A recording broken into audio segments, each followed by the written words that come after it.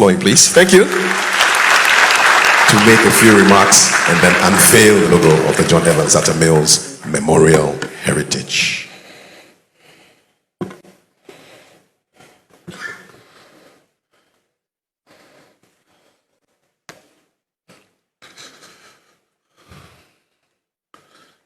I don't know what it is about beards. It looks like Kafui has grown a beard. I just saw Segwefia Alex has also grown a beard. I don't know whether it's time to grow a beard myself.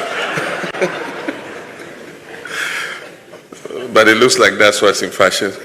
Myself and Prof were very clean shaven, and I've continued to maintain that tradition. Another chairman, the Advisory Council and Governing Board of the Evans Atta Mills Memorial Heritage, representative of His Excellency, the former President John Ajekum Kufuor, representative of His Excellency, the President of the Republic of Ghana, Nana Addo Dankwa Akufo-Addo, representative of the Chief Justice, representative of who else?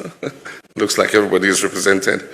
Her Excellency, the former Second Lady of the Republic of Ghana, Matilda Emisata, and let me stand on the protocols so well established by the chairman of the board of the Evans Atta Mills Memorial Heritage. There's so many people that it will take more time to acknowledge everybody. I want to thank you, Mr. Alex Segwefia. And many of us have forgotten that your middle name is Percival. As chairman of the John Evans Atta Mills Memorial Heritage, for the invitation on behalf of the Board of Directors to unveil and launch the John Evans Atta Mills Memorial Heritage logo. Appropriately, the heritage seeks to inspire humanity for a better society, a virtue that President Atta Mills lived and died for. Professor John Evans Atta Mills simply was a good man. It therefore gladdens the hearts of many millions of people who loved him that this decision was taken to launch the Atta Mills Heritage here on the campus of our alma mater, the University of Ghana. This is because it was right here on these very hallowed university grounds, the hill of knowledge and the nation's hope and glory, where we are taught to proceed in integrity and truth, that Professor John Evans Atta Mills honed his distinct values and also laid the foundation for the ultimate mantle of leadership that God placed on him in the latter stages of his life. He earned his enviable reputation on this very campus even before his call to higher office. Professor Mills left a lasting legacy here on this campus through his teaching, his mentoring, rigorous intellectual endeavor, and physical activity through sports. As a matter of course, Prof became an organic part of this university's history. He lived by the ethos of integrity that the university advocates when he eventually entered national politics as Vice President and ultimately as President of the Republic of Ghana. These values never deserted him. Unfortunately, this philosopher king and servant leader of a president did not live with us as long as we would have wished. On that dull and hazy, overcast day of 24th July 2012, death unexpectedly snatched him from us, leaving a shocked nation in sorrow, anguish, and in tears. And my following reminiscences are the first time I'm talking publicly of this sad event. That fateful day, I had been alerted that I would be asked to act because Prof was likely to travel to Nigeria. I was informed by his secretary, Sir James Beba-Mensah, that he had requested specifically that I stand in for him at the official launch of the Brand Ghana project, which was to take place at the International Conference Center. I attended that function with the Chief of Staff, Mr. John Martin Newman. Upon our return to the castle, which at that time was still then the seat of government, as I proceeded to my office, I asked Chief of Staff Martin Newman to inform Prof that I was going to cross over and see him to discuss a few important issues after meeting with a former president who was waiting in my office. Moments after our return, the Chief of Staff called me frantically and said that Prof had been rushed to the 37 military hospital in an emergency.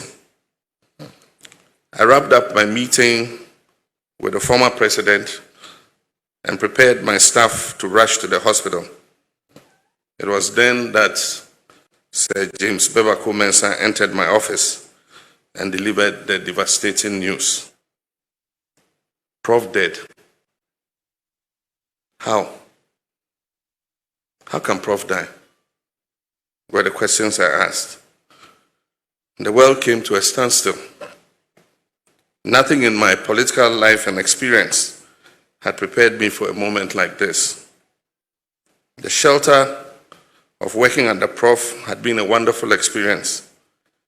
His death left me in trepidation of stepping up to the plate, realizing the huge responsibility one was stepping into, and that the buck was going to stop with me and no one else. The swearing-in ceremony was a blur, and I struggled to complete my acceptance speech without breaking down in front of a sorrowful nation. When I left the podium, I missed my way back. I went and sat back in my vice presidential seat until the uproar from the MPs reminded me that I had sworn the presidential oath and should move to the ceremonial presidential seat. The rest is history, to be narrated at another appropriate time. Professor Mills was my boss, my comrade, my mentor, and my friend. He was tolerant, he was kind, he was fair, but he was firm. I'm proud to have honed my political skills at his feet. I know there are many also who revere Professor Mills as their teacher and their mentor. He taught in this university for over 25 years and contributed to producing many astute legal practitioners from the Faculty of Law, and also contributed in producing many fine business minds from the then School of Administration, which is now the University of Ghana Business School. Our gathering here today to celebrate once again a man who sacrificed his very life from humanity for academia, for his country, and above all, for his God, for Jesus Christ, is proper and befitting. I believe the launch of the Atta Mills Heritage, which is anchored on his values and principles and is aimed at inspiring humanity, including the youth of Africa and Ghana, for a better society, will further emphasize his legacy. Already, Prof's name is befittingly assigned to a significant number of national infrastructure across the country. These include the John Evans Atta Mills High Street in Accra, the FPSO John Evans Atta Mills, which extracts oil from the 10 fields, which are both named after him.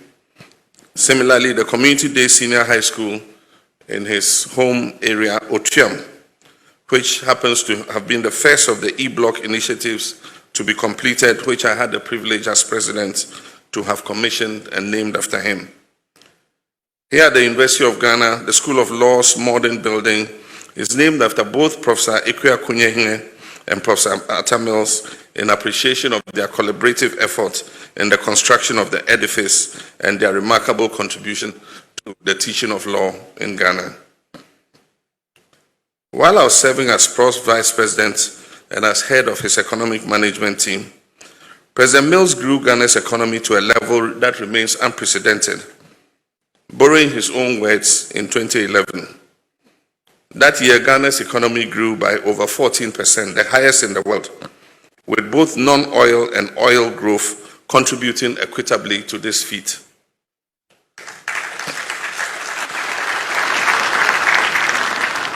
Typical of him, Even before this growth would be realized, the gracious professor had earlier paid homage to his predecessors in his first State of the Nation address to Parliament in February 2009. And the chair at the time was the Right Honorable Joyce Bamford Addo, Ghana's first and so far only female Speaker of Parliament, nominated by President Mills in his quest for gender parity. And I quote him here. He said, "Madam Speaker, Kwame Nkrumah laid the foundation for oil and gas exploration in Ghana. J. John Rawlings created the institutional framework for its exploration and exploitation. The oil and gas was struck in commercial quantities in the period of John Agyekum Kufuor. Actual commercial exploitation is beginning in the period of John Evans Atta Mills.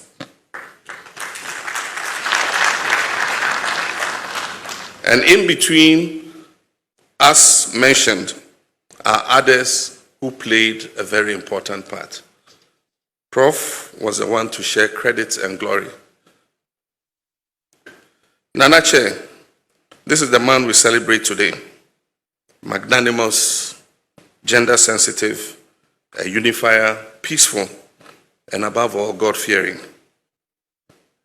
As a Pan-Africanist, he never hid his distress over historical and contemporary exploitation of Africa, which propelled the growth of Europe and America, leaving Africans in poverty.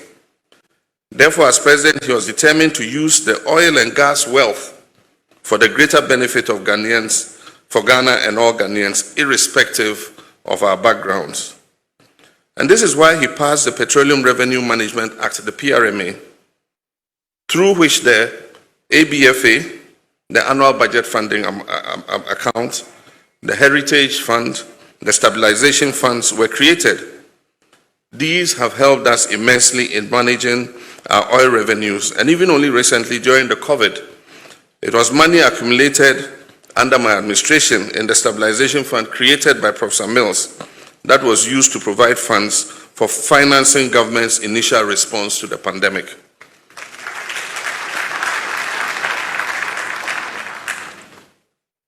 As a social democrat who believed in social justice, he laid a robust foundation for the socio-economic advancement of Ghana. President Mills purposely invested in Ghana's greatest assets, the citizens, particularly its youth. Seeing great potential in Ghana's future through education, he encouraged the study of science, technology, engineering, and mathematics, STEM, through the Mathematics, Science, and Technology Scholarship Scheme, which was named Masters, for secondary and tertiary students. He also actively involved eminent scientists in his quest for science education, research and development, and innovation for national development. His partners in this endeavor included Professor Emeritus Francis Nkrumah, son of the founder and first president of our republic, Professor Irama Adi, the first Ghanaian female professor of natural science, and also his friend Professor Francis Kofi Ampenyi Alote. As president, Professor Mills increased the capitation grants introduced by President Agyekum Kufuor by 50%. He enhanced the school feeding program and embarked on an ambitious construction of infrastructure in secondary schools across the country. Under his leadership, the University of Health and Allied Sciences, UHAS, in the Volta region, and the University of Energy and Natural Resources, UNER, in the Brong-Ahafo region were established. In the health sector, President Atta Mills also equipped our National Emergency Response System with the importation of 160 new ambulances and initiated numerous health infrastructure projects across the country. These included the 100-bed hospital with a malaria research center at Teshi, the rehabilitation of the Tamale Teaching Hospital and the Adenta Community Hospital, and several other polyclinics and health centers. Prof was also very witty. He could provide on the spur of the moment intelligent answers that could make you smile or laugh.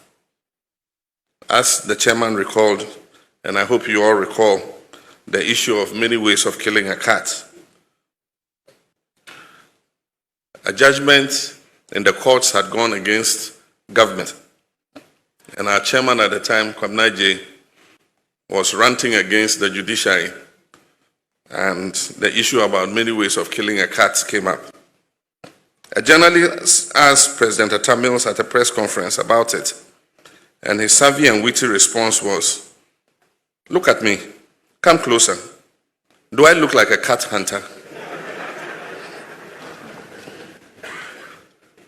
He believed in the genuine and true independence of the judiciary and was ready and willing to protect the judiciary and the justice delivery system at all costs. I'm sure you also recollect the Ziwufiasem during the Ivorian crisis. This was also pregnant with humor. But most importantly, it's a statement that requires interdisciplinary research into the origins and nuanced meaning of the rich Fanti proverb, Ziwufiasem. Prof detested comrades undermining each other. He had a practice of detaining the person who had come to make a negative report about a colleague to him. He detained you in his office. He quickly had the colleague about whom the report had been made brought to his office quickly. He then asked the one who had made the report to repeat what he had just told him. And in Ghanaian parlance, we say, "Come and see stammering." Nana Chairman, my brothers and sisters, these and many more recollections of this inspirational son of the land are the reasons Prof was and still loved by so many.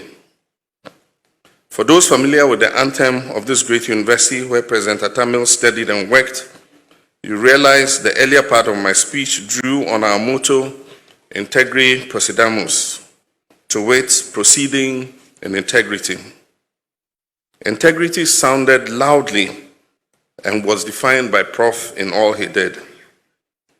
As I conclude, I call on each one of us Ghanaians to uphold truth and integrity and the peaceful nature of Prof. Let us stay united, even in the face of adversity. Let us uphold tolerance. Yes, we must endeavor to proceed in unity and in truth. We must also strive to defend the cause of freedom, and we must fervently uphold the public cause to protect our democracy. This is why Legon, the hallowed ground upon which we stand today, always calls on her products and all Ghanaians to arise and arise and arise to defend the cause of freedom and proceed in truth and integrity to make our nation proud. Refreshingly, these attributes of the University of Ghana intersect harmoniously with President Mills's personal values. His quest for peace, for which he was named Asundwehene, his quest for excellence and integrity, transparency and accountability, commitment to the well-being of all Ghanaians, and inclusivity. I'm glad the heritage seeks to build on from where he left off in a non-partisan manner. Above all, these values are what made Professor Mills a true Ghanaian. He embodied that ideal Ghanaians yearn for to collectively transform our country. Let his values lead us. Professor Mills was such a moral and political colossus, and there can be no limit put on the vehicles and instruments that eulogize and ingrain his memory and history in the hearts and minds of Ghanaians. Ladies and gentlemen, it is my privilege and honor to be joined to do the unveiling of the logo by Sami Atta Mills and the chairman of the board of the Atta Mills Memorial Heritage. I thank you very much. God bless us all.